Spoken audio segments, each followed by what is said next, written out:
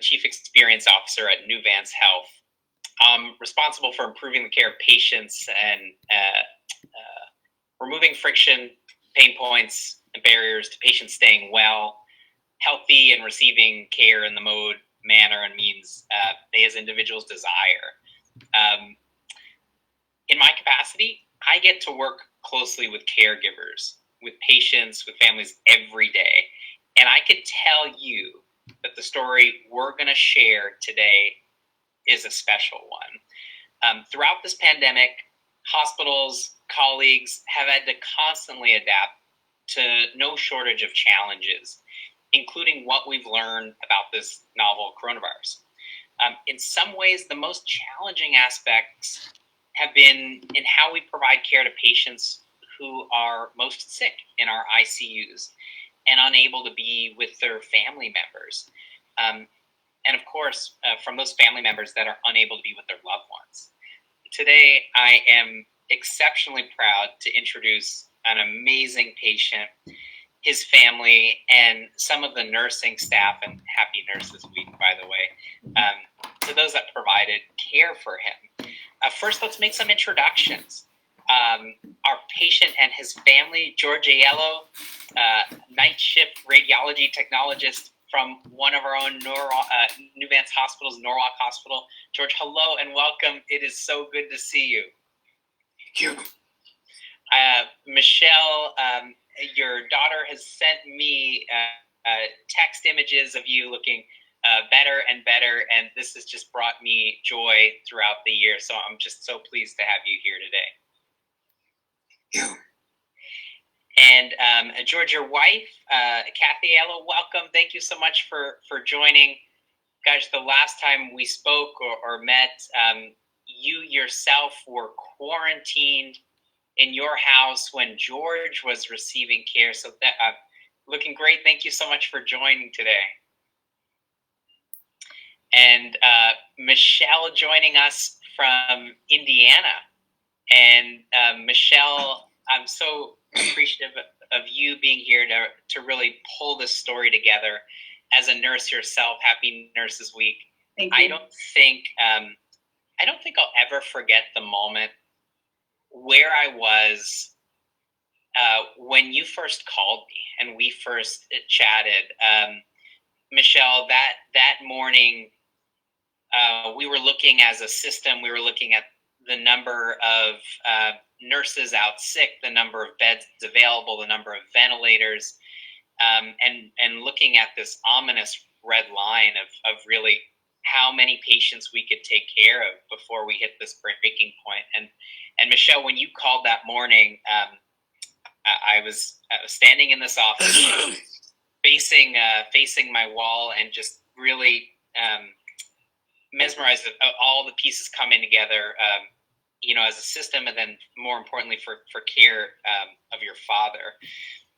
So we're going to get into this story, but first I want to introduce Shelby Newkirk and assistant nurse manager at Danbury Hospital. Shelby, what a joy you are. Thank you for being here, and thank you for taking exceptional care of George and all of our patients. Thank you for having me on this. And Amy, our quality specialist at Danbury Hospital. Amy was featured, what show was it during the height of the pandemic? Amy was on national news getting recognized. That was the Kelly and Ryan show. The Kelly and Ryan show. Well, recognizing you here yet again, thank you for joining us. And Catherine Zagami, our care coordinator for George Aiello, thank you so much for joining. Great to see you today. Thank you. Thank you. So maybe, Michelle, maybe you could just start us off, if you don't mind, with maybe just a brief overview of the story, and then maybe we could go over to your dad just to understand what it felt like. So how did George enter the system? And then I'd just love to hear from George yourself, what this felt like in this moment of fear. More information was evolving, if you're comfortable sharing. But I think, Michelle, if you could just lay out some of the basic facts of how your dad entered care here, That might Sure. set the tone, and then we'll go through and just talk about what this felt like from each of our perspectives and how the wraparound care was delivered. Okay, so it was back last March, and on the 21st, I think, and my mom and dad had called. My dad had been not feeling well. He had a cough, but then his heart rate was really fast. They weren't sure they should bring him to the hospital because all the messages were, don't come to the hospital, don't come to the hospital. I'm like, take him to the hospital. His heart rate's 177. Take him to the hospital. And so they went to the ER that night, and I'm pretty sure my mom didn't realize, like, she got to go in for a very short, brief time, and then she wasn't able to see him after that.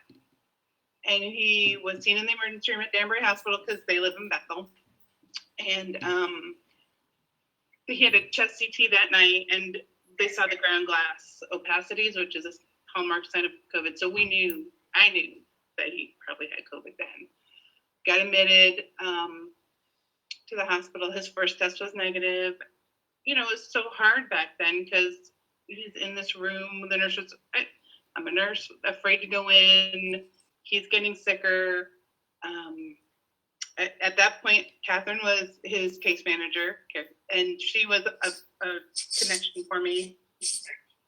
And then Dad just, in a week, his respiratory condition deteriorated, and he had to be intubated and taken to the ICU, which I guess by then they were out of ICU beds, and they had opened their ancillary ICU. And that's when we got to know Shelby and Amy, and then I had talked to you.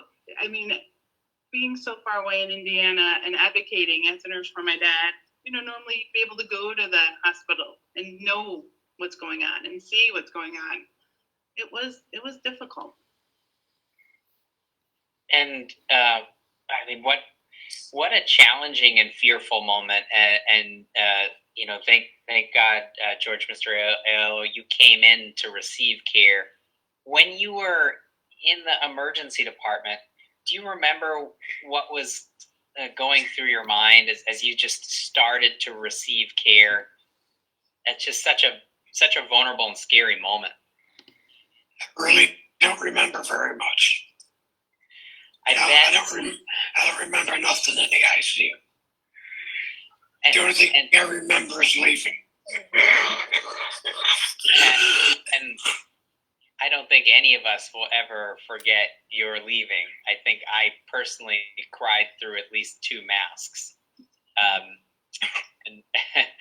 But before we get to your leaving, maybe Mrs. Aiello, what was it like for you as you accompanied your husband to the emergency department and then had to separate? And forgive me, I don't remember at this time if you were experiencing symptoms, but I remember you yourself had to quarantine at your house. No, I never had any symptoms. And when I took him to the emergency room, I thought it was going to be something for his heart. I wasn't even thinking COVID.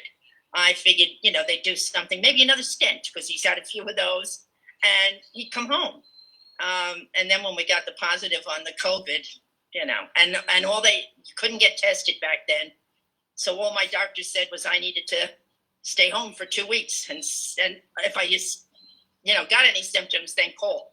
But I never had any symptoms. And it was a lot longer than 2 weeks that I was in the house by myself. So, and then just thank God for Shelby and the other nurses who did the iPad FaceTimes, because that was a salvation. And then eventually Michael and Georgie came up with the phone thing that we could be with them all the time, which was really nice. So, but Shelby was Shelby was the one that made sure I got a call on our wedding anniversary. She wasn't even working. The girl that was working didn't know how to do it, called Shelby. Shelby walked her through it from home, and I got my call on our wedding anniversary. He wasn't awake. He didn't know, but it, you know, it was from me. So. Aiello, thank you so much. And how, I mean, to speak to that wedding anniversary, it was your 55th, correct? 56. 56. Wow. Yeah. Not to be able to be there. And Shelby, I remember, and Amy, this was a very, very busy time with numbers on the rise. Shelby, how did you help prioritize, or how did you just so instinctually appreciate the value of connecting families, and what was it like to try to connect George with his family? Or these are one-way conversations. What was it like to try to set those up? How were you able to accomplish that, and what did it feel like from your end, pressing start these meetings? Yeah, I literally remember the day that I went home and was in the shower, coming home from work, and the one thing that bothered me the most about COVID was the separation that it created between the families and the patients. Families were at home. I couldn't even fathom being in their position, knowing that your family member, your loved one, whoever that was in the hospital. You didn't know where they were in the hospital, what they looked like, what their condition was, and they were literally relying on one phone call. They would get one phone call a day. They couldn't see that, nothing. So it bothered me to no end. And I was in the shower that day, and I was like, you know what? I'm going in tomorrow, and I'm going to call as many families as I can. And I'm going to FaceTime them so that they can see them and so that our patients can hear them. So I went in the next day, and when I entered all the units, I got a little flashcard. I put all their numbers down, and I called every one of them and said, listen, I want to offer this every day I'm here. From here on out, I want you to see your loved one if you are willing, and I want them to hear you. And so we started, and that's how I got super close to George's family, Michelle and Kathleen and George and Michael. I would call Michael, and we had a routine, and Michael would call the rest of the family, put them all in the video, and we'd sit there for at least 10 minutes. And I still joke that George probably hears them in his sleep, because it was a constant, Dad, wake up, open your eyes, Dad. And we did that every day I was here. And in George's case, he was a little different than our others as well, because, as weeks went on, he wasn't on drips. He wasn't on sedation. He was getting tube feeds, but he also wasn't giving us anything, no response. But we all never gave up, and we kept the phone calls every day going and having the family talk to him. And I remember the day that he flickered his eyes, and I turned the iPad and looked at them and was like, did you see that? I know that he just flickered his eyes. And they were like, oh my God, we saw it. And it lit a fire that we knew he was in there. And we continued on doing it. And now look at him.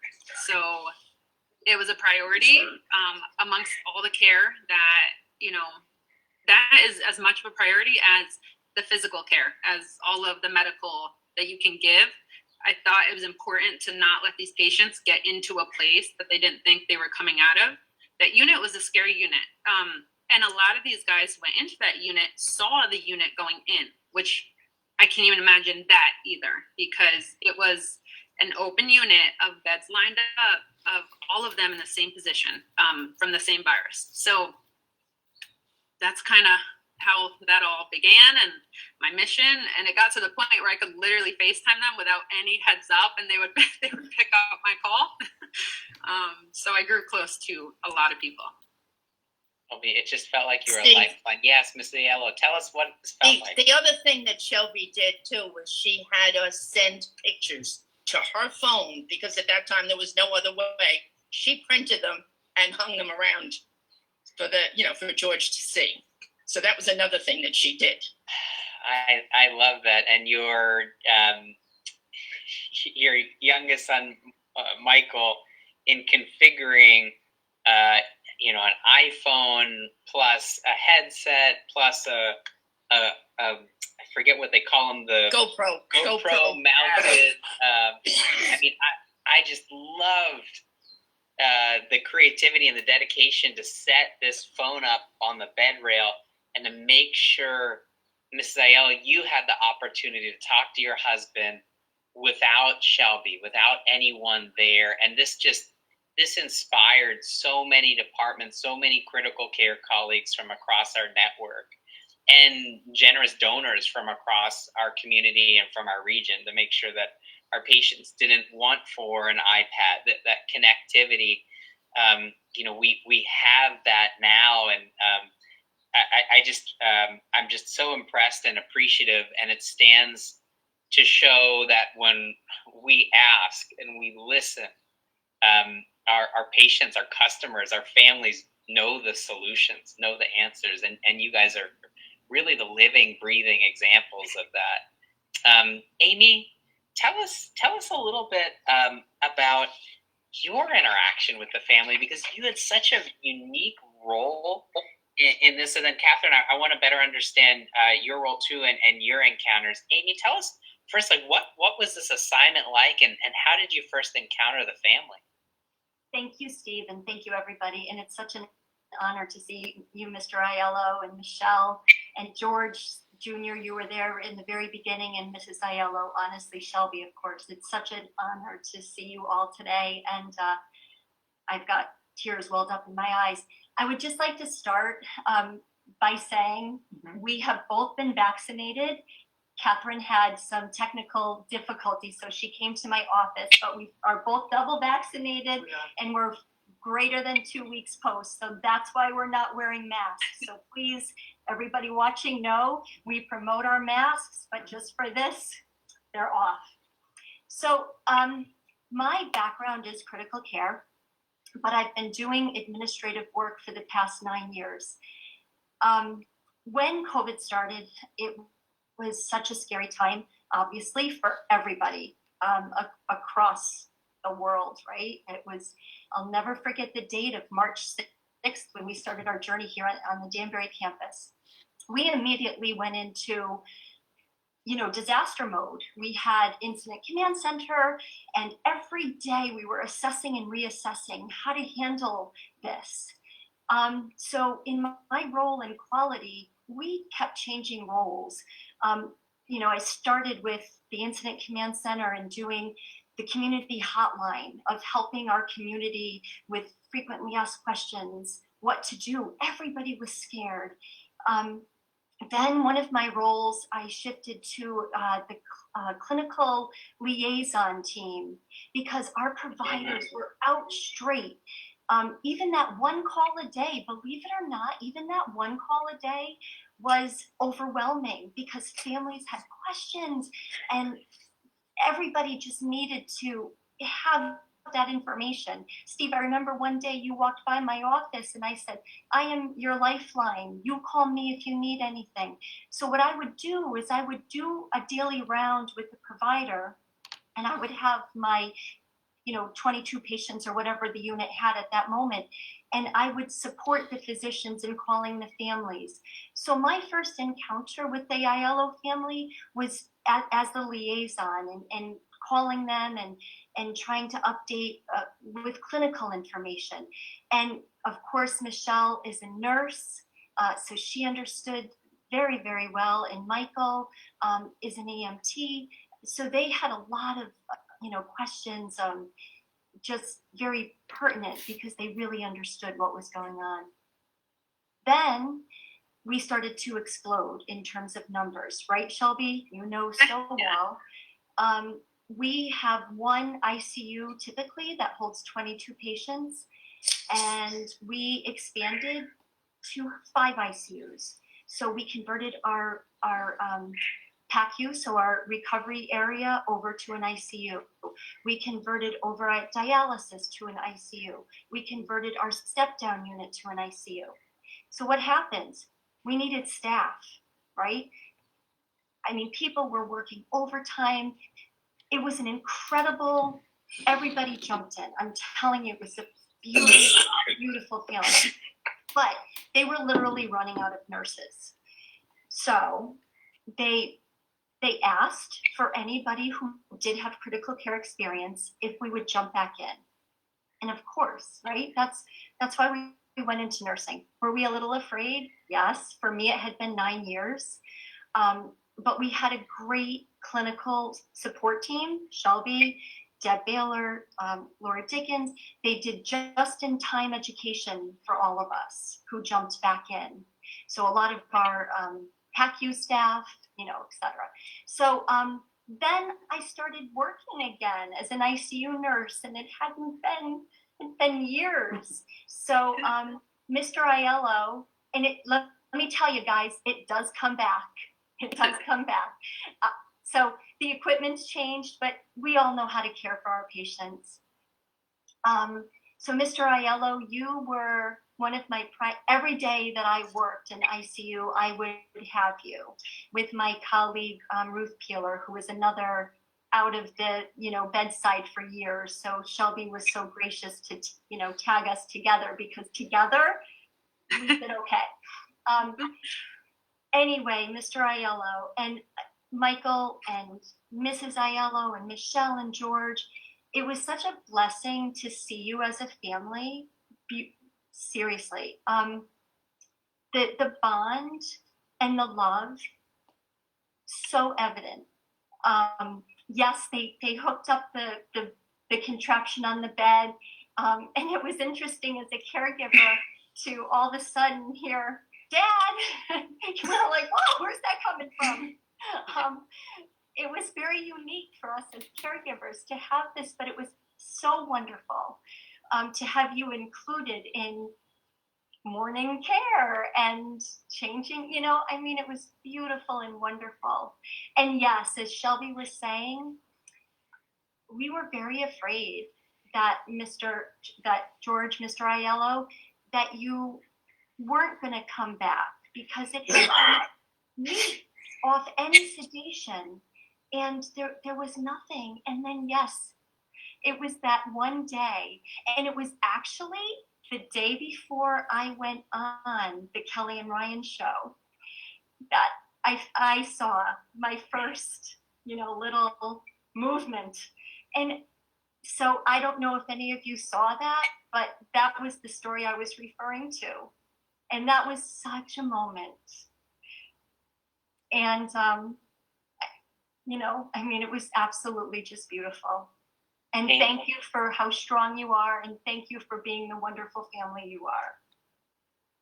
Amy, it's just incredible work, and I remember walking past your office, extremely anxious, and hearing you describe your role as the lifeline, and hearing you pour your soul into these calls, and thinking you're the exact right person in the exact right time, doing the exact right thing. And as that role evolved to direct care, you were doing the exact right thing too. So what a reassuring moment. Before we go to ask Catherine about your role, Amy, you described yourself as a lifeline. I heard you using that term over and over again, and in so many ways, I'm envisioning Michelle on one end of that, Mr. Aiello on the other end of that, Mrs. Aiello, if this is almost like a lifeline or a tug of war, and you're this, potentially this singular point of failure. How did you take care of yourself? How did you not snap? How did you not break, Amy? Oh, well, I did. At times, I cried a lot. I wear my emotions on my sleeve, and we cried together. I cried at home. But we really had such a good support system. The ICU team was incredible. So, I think that's it. But you know what? It's what we do. So when things like this happen, you just go into go mode and you do what you need to do. Everybody was working 7 days a week, everybody, really.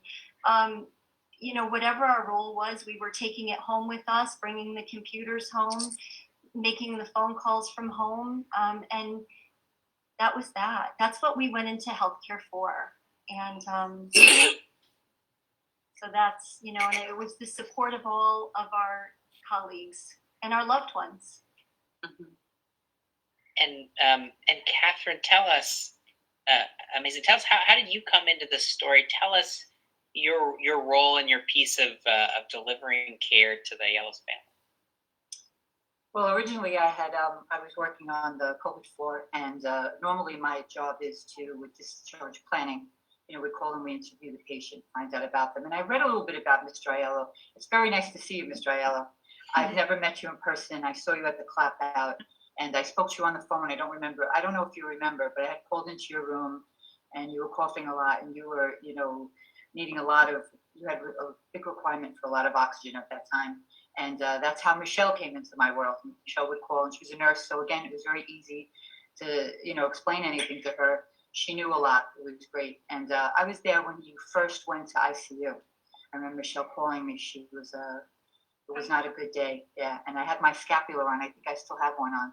I gave it to her, and I do. I always wear one. It's the Blessed Mother. And I had asked Dr. Miller, can I get the scapular? First I asked Michelle, would that be okay? And she said yes. And I went down, and they had put that around his neck. I don't know, Shelby, if that was you who put it around his neck, but that was pretty nice.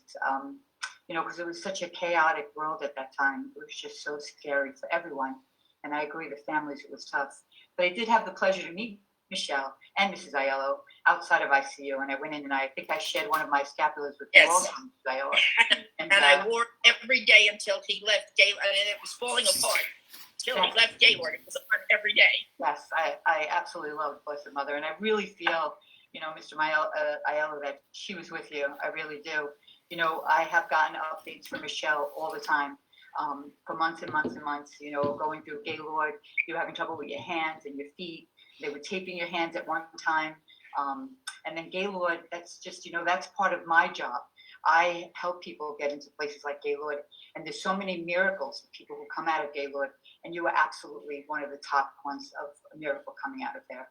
She also, told me you were going to live by your son, and kept me up with pictures of her and your wife. And I have a picture also of your anniversary that you were together.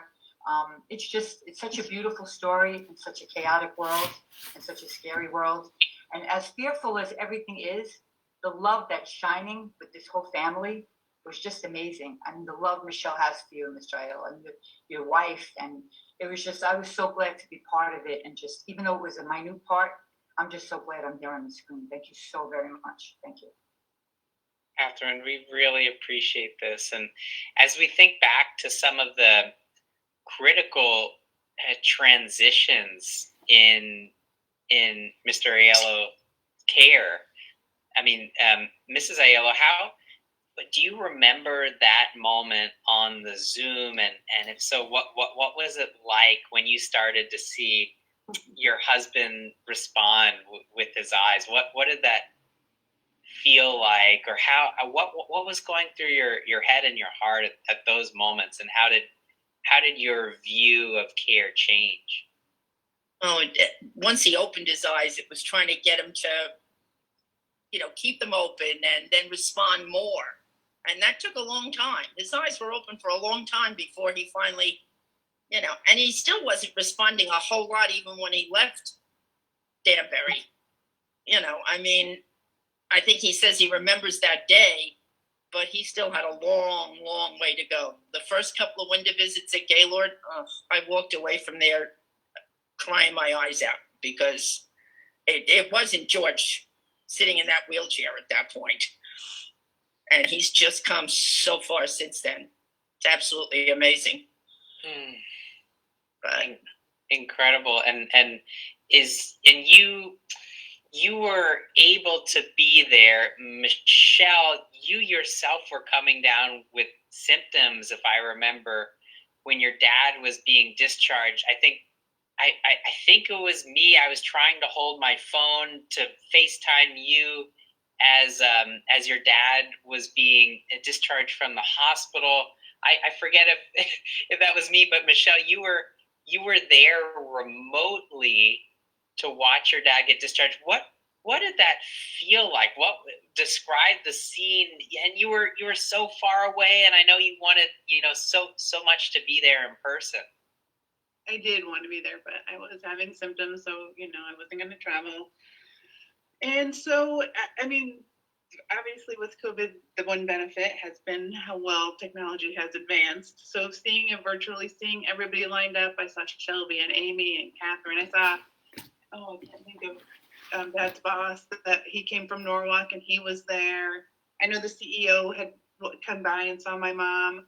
Yeah. watching him and everybody clapping and the cowbells ringing. I mean, it was very emotional. And you could see that he wasn't, I mean, he had come a long way, but still had so far to go. But the hope that I had was amazing. And the love, I mean, he's worked for Norwalk Hospital for, I think, 33 years. So it's just not a patient leaving. It's one of your own people leaving that you took care of and helped. And it was emotional. And just such a profound moment just thinking about it. It brings tears to my eyes. And Mr. Aiello, what do you remember that moment, or what do you remember of that, or how do you reflect on your transition, to recovery after the hospital, and where you are now? We just love to hear any thoughts or reflections you'd be willing or able to share with us. I remember leaving Danbury Hospital, and the hallway was lined with people and all the noise.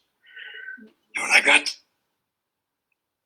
the Gaylord, I couldn't move anything or do anything. For 2 weeks, I couldn't move my arms, my hands. They had to feed me my mouth after the stomach.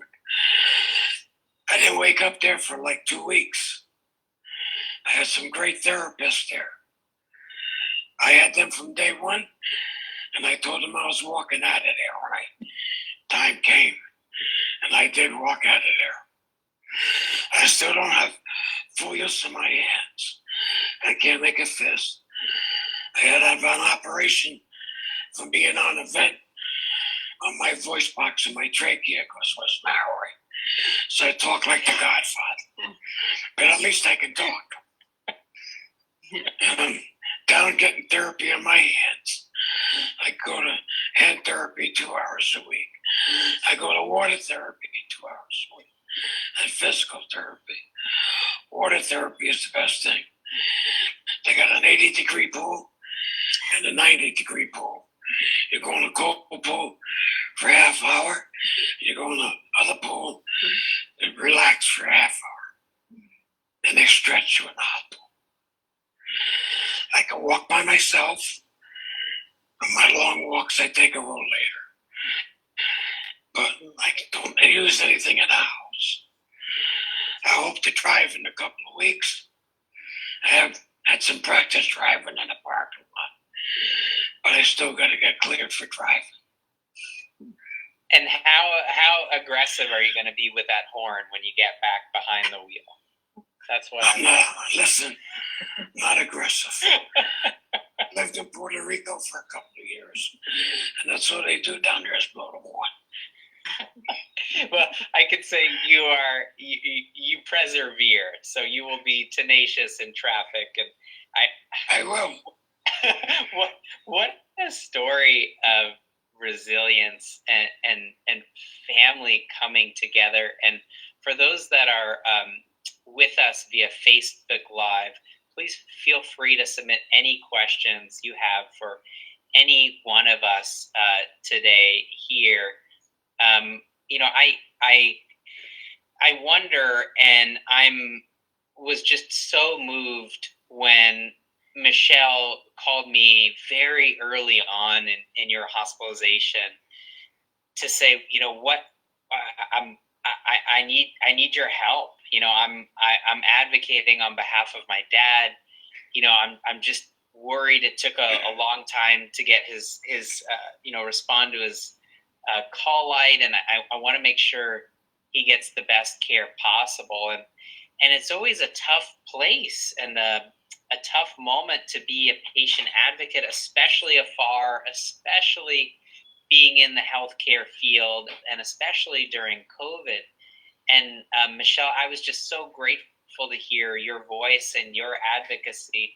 But it's not an easy place to be. And do you, as you reflect on this, and we look at the literature showing the support, the value, the patient's safety, physical, emotional value of having a loved one there, I mean, any lessons learned from you who did this, and your entire family who did this so effectively and eloquently and respectfully and passionately, for others who are advocating on behalf of their loved ones.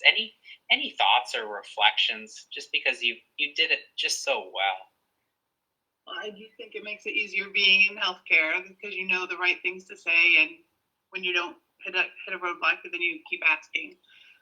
I feel like my experience helped our hospital. I work in Danville, Indiana, because COVID came, later. It hit on the East Coast first to help advocate for our patients here. Because I really do believe that invention that Michael did to have that FaceTime is one thing when Shelby was doing it or the other nurses, and we loved that. But it was all four of us at the same time talking, and at the nurses, the nurse was kind of stuck. She couldn't do other things.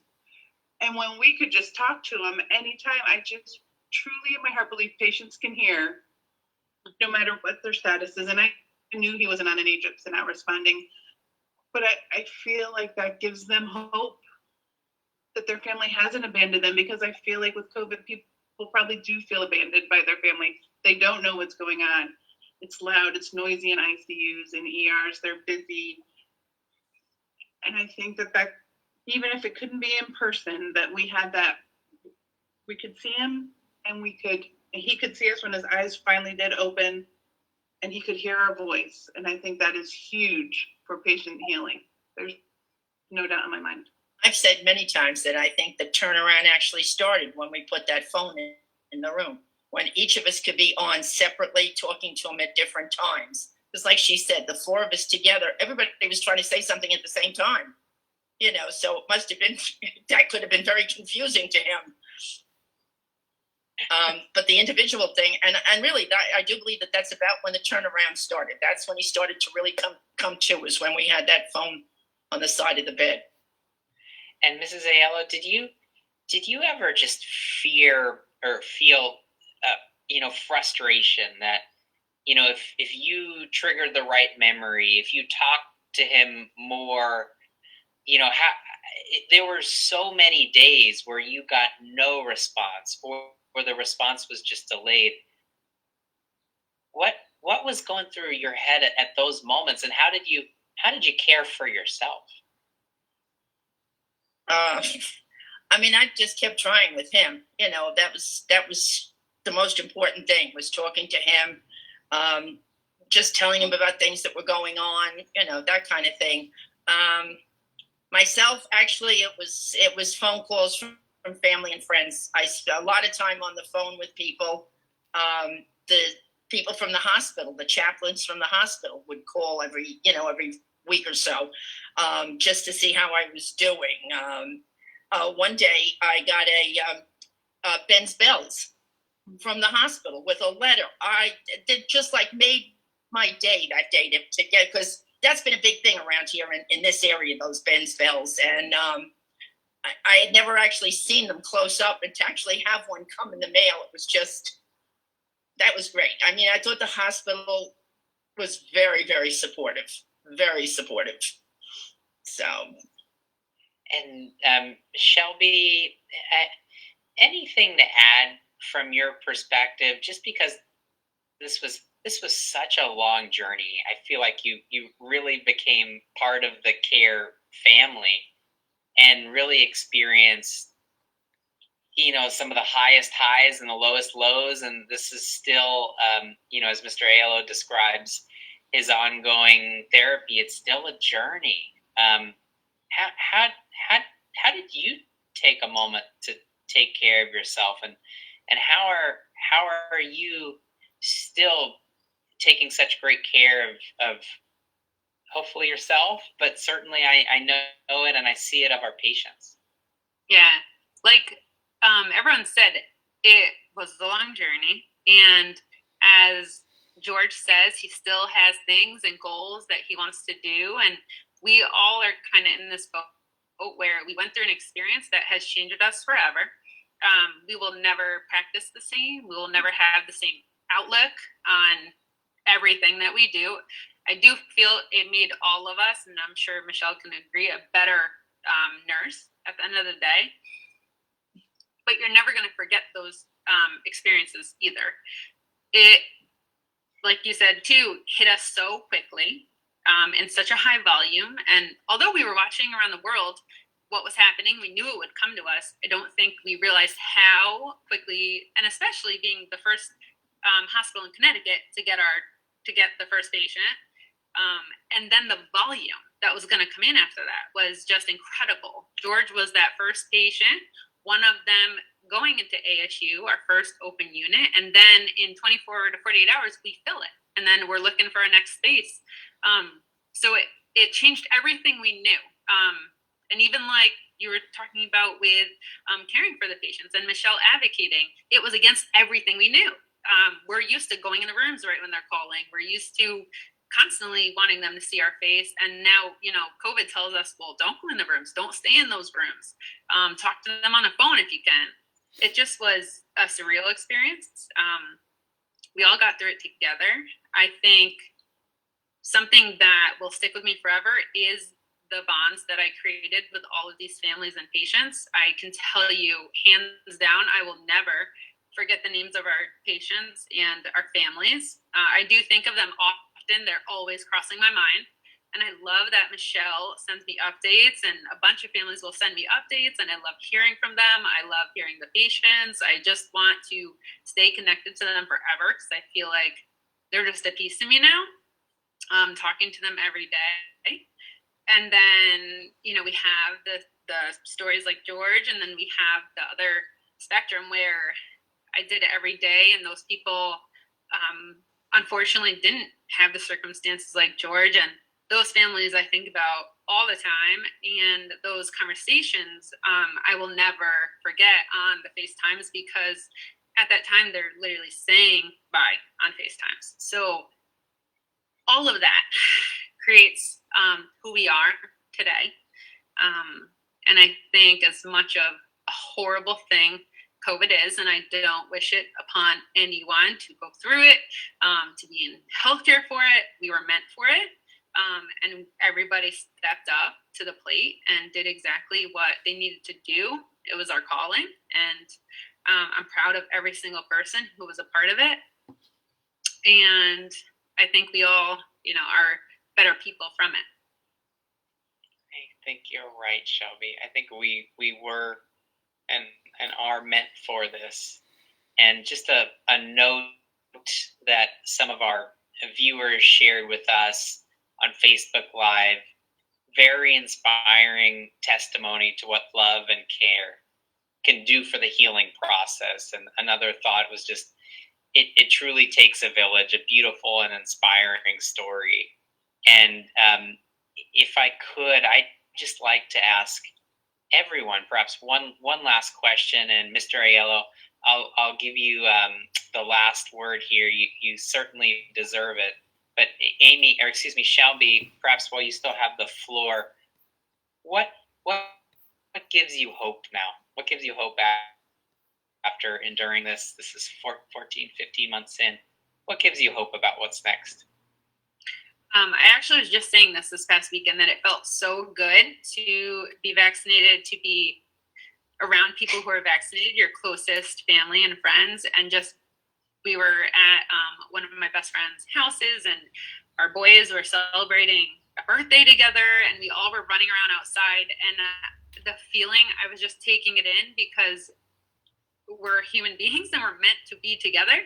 And oh my God, it was so hard to stay away from family this entire time. And we did. And it feels so good to see vaccinations happening and feel like there's a light. I already see the light, and I can't wait for what this year continues to have come.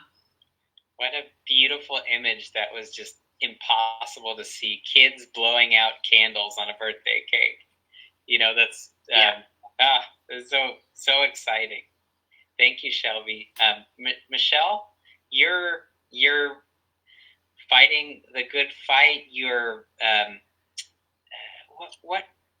what gives you hope for your family, for your profession, for you? Again, I'm with Shelby. Definitely the vaccination rate, people getting vaccinated, being able to be around our family. My son graduates from high school this year, and so I think that'll be our first, even though I'm going to have the outdoors, our first gathering of family together. It has been a long journey, of course, seeing how far my father has come. And the only thing he really doesn't remember is the time at the hospital in the ICU. Like, his mind is completely, I mean, he had no sedation for 2 weeks, and his mind is completely there. I mean, he is completely there. I am thankful for all the prayers. I truly believe in the power of prayer, and I do believe it is a miracle.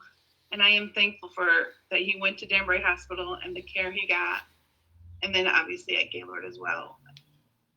I think that healthcare has changed and will continue to change and evolve to take care of these patients as we learn more about COVID. Michelle, I think your family gives me hope. I don't think in my role we could ever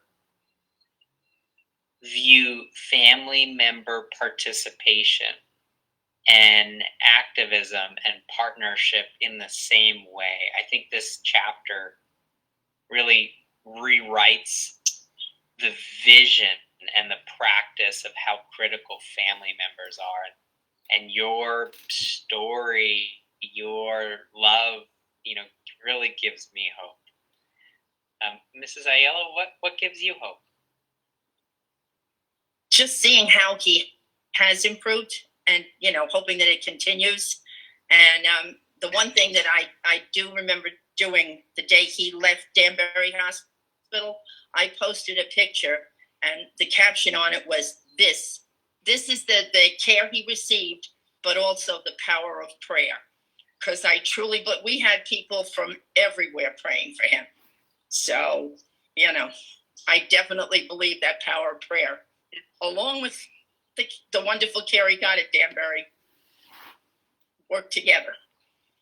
Oh, beautiful. So beautiful. And Amy and Catherine, before we go to Mr. Aiello, what gives you both hope? For me, it's, I'm going to really just echo what everybody's saying, having people vaccinated. I think I heard on the news today that we were at 56% in our country. And I know there's a lot of people out there who don't want to get vaccinated, but I'm hoping and praying that everybody can see this story and, see what, vaccination does do.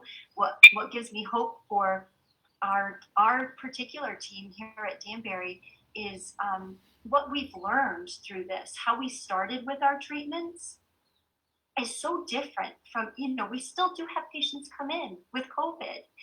We've got several patients actively in the hospital right now with COVID. So it's still with us. Thankfully, God bless, our numbers are way down, but we still have it. We know what's going on in India right now. I'm blessed with the team that we have here at Danbury. They were so state of the art. They were so engaged. They were calling colleagues in Italy to find best practice of what to do. And we were open to change. Certainly every day we changed our treatment strategies. So Shelby, the clinical leadership that was so vital to making sure our staff knew the latest protocol. Back when Mr. Aiello came, you hit 6 liters of nasal cannula. If you required more oxygen, you went on a ventilator. Because that's what our protocol was. That's what everybody did. In today's world, Shelby, right, you can get up to 60 liters of nasal cannula before you go to a ventilator. That was nowhere in the world did anybody ever do that type of therapy. So my hope is how we've grown and what we've learned and how we've opened ourselves to change. And I think my biggest piece of hope, well, this obviously, Mr. Aiello, seeing you and the fact that you have 100% capacity is unbelievable. That is, can you eat? I can eat. Okay. I can cut my food. I use a couple of fingers. That's so wonderful. So, you know, hope and love and family and prayers and teamwork. That's my hope. Thank you, Amy. Catherine?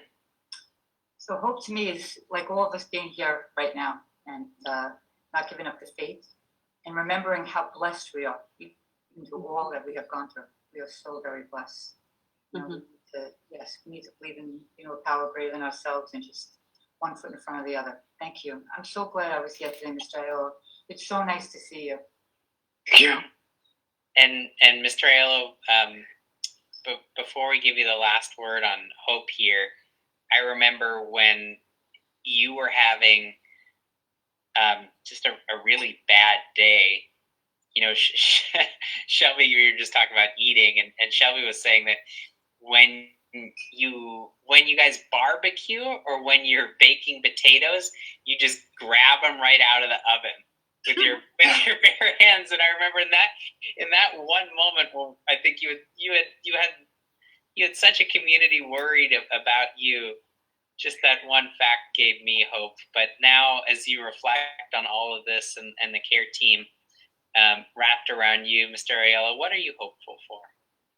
Hopeful that I'm standing here today, talking to you all. I could have been somewhere else, but because of the care and the prayers, I got everywhere. Where I am today. I'm not 100%, but I'm getting there. I walked out on my own 2 feet. I can stand up. I do my exercises every day. I'm looking for a full recovery. Thanks to all these. Mr. Aiello, Michelle, Mrs. Aiello, thank you all so much. And on behalf of Danbury Hospital and New Vance Health, our foundation team, our communication team that helped put this together today, we're really grateful for having the privilege of caring for you and coming back to reflect on this at this moment. So this brings us all so much hope, and I just wanted to thank you all, and the comments keep coming in on Facebook Live. So what a wonderful journey you brought for us today, and thank you all. Really appreciate it. Thank you. Thank you. Thank you, Danbury Hospital. Yes. Thank you. Thank you. Bye, Michelle. Keep the pictures Bye, coming. guys. Bye.